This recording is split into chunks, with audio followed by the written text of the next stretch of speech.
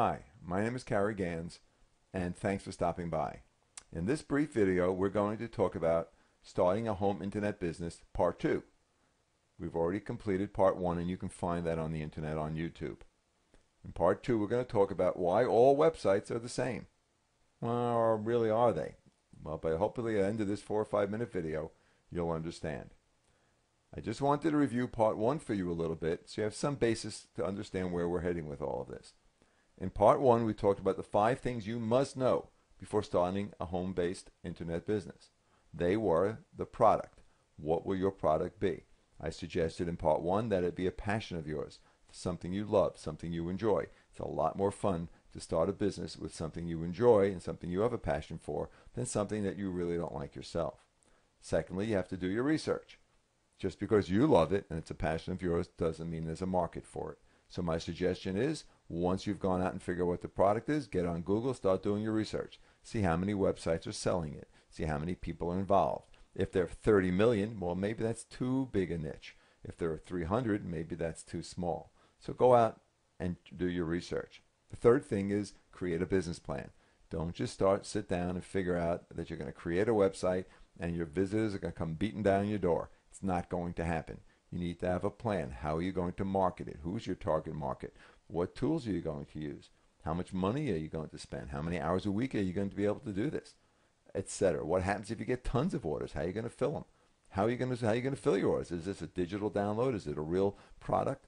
Etc. So you have to sit down and come up with a business plan. Then once you've done that, then the tough part starts. Because we all think that we're going to get on the internet and, you're going to make $100,000 in the first month. And because, of course, you put up a website, everybody comes to it. That's common knowledge. Well, that's not true. It's just not going to happen. You have to learn your trade. And I will tell you that there are books upon books upon books.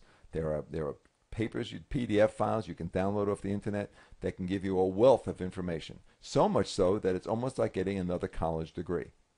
It's important to understand it. Now, you don't have to become an expert in HTML and in Java and in all these other programming codes, and you don't have to necessarily become a wizard in creating product. That's not my point. But you do have to understand what this whole game is all about, what this business is all about. And there are tools you have to understand and know how to use. Because if you don't understand it, then you're purely relying on someone else to do it for you. You're going to end up getting hurt. So you need to educate yourself. And finally, you got to work your butt off. Now, I'm sorry. I really am. I apologize. Because I know you think you're going to put up a website and you're going to start making a gazillion dollars overnight. That's not going to happen. The only person that makes the gazillion dollars is the person you're buying the products from. Yeah, they may make it. And maybe one day you'll be that person. But trust me, for the most part, you're going to sit down like any business, whether it's internet-based or brick and mortar, and you're going to have to do all the grunt work. You're going to have to sit up nights. You're going to have to work real hard. But my feeling is if you do that, there's great opportunities. In this crazy economy of ours, there are wonderful opportunities on the internet for people to make a very good living with a good product, a little bit of hard work, and great customer relations. So let's go on to today's topic. 5 different website models, because you see, not all websites are the same. I wish I could tell you that. It'd be real easy. Go get someone to design it for you, and they'll put you into a template, and the template goes up, and they put your name on it or whatever your company's name on, and you think, terrific. This is just wonderful, and I'm going to have the greatest website of all. But that's just not the case, because there are different types.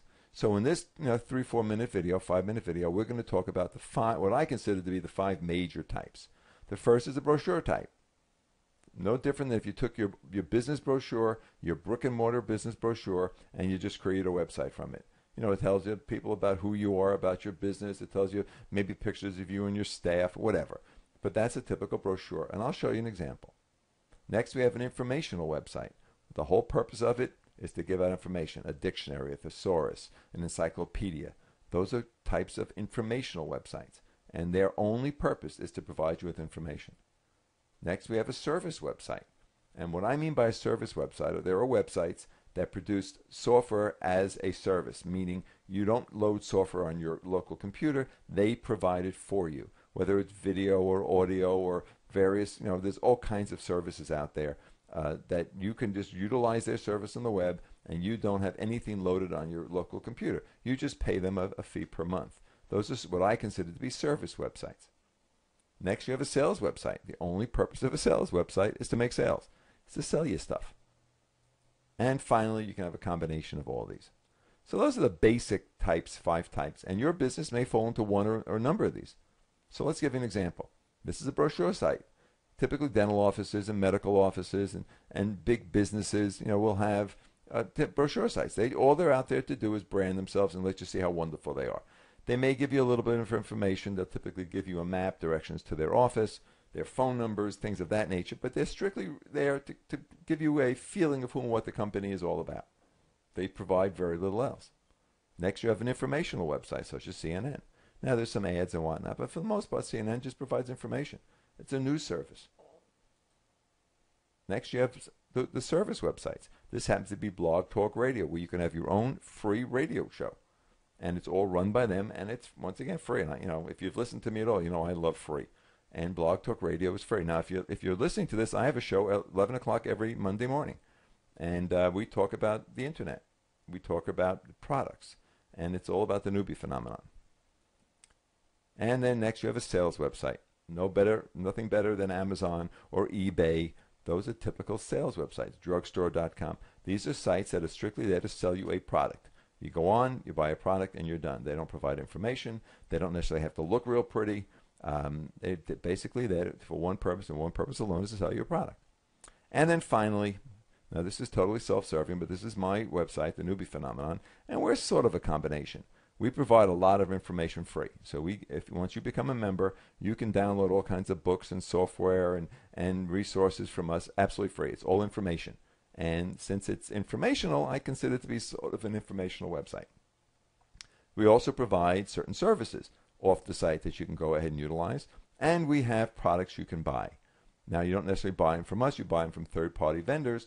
But we do have a sales aspect to the site. And as members, you are privy to those sales. So we're sort of a combination of all these. And we're there to provide you with all the tools and techniques and tricks you need to get your business up and running. So that basically are the types of websites. Once again, just to go over it again, you have a brochure website, you have informational, you have service, and you have sales. So what you have to do now is you have to go out there and think about where does your business fit in and what kind of website do you want. And then once you have that, well, we'll get into that in the next video. So stay tuned for part 3. We'll see you then. Have a great and successful day.